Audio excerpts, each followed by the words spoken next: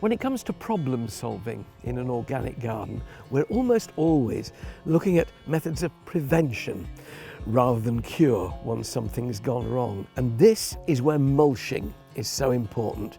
Once you have clean ground, in spring particularly, perhaps around a border where you've planted perennials and shrubs, help to keep it clean by mulching the surface with a good 1.5 to 2 inch thick layer of chipped bark. Garden compost if you like, but chipped bark has greater sterility and it prevents weed seedlings from pushing up underneath it. Spread it when the soil is moist and you get a double whammy. It'll seal in that moisture and stop plants from suffering from drought. Mulching for me every spring, vital. If you talk to organic gardeners about pests, they will almost always gnash their teeth at the prospect of slugs and snails, especially on hostas.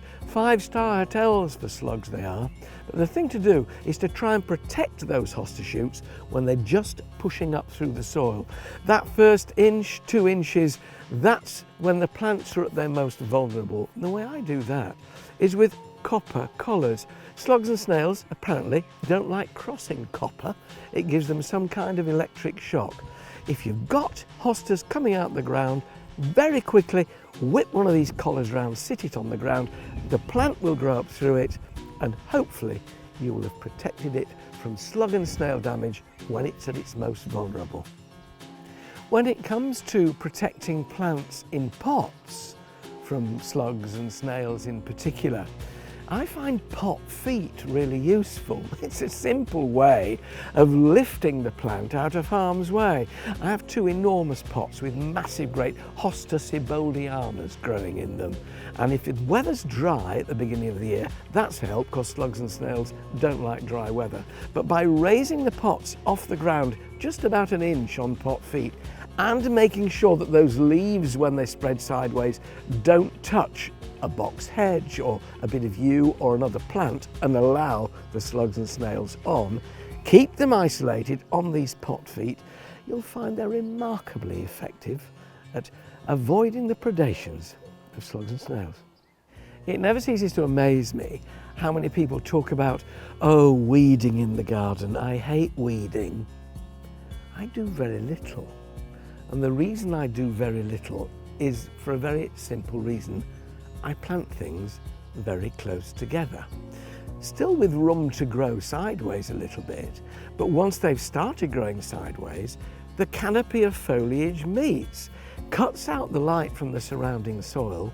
There's no room, light, air or moisture left for weeds. So provided your soil is clean when you plant, and you plant close together in soil which has been well enriched with garden compost or manure, you'll find that your weed problem subsides.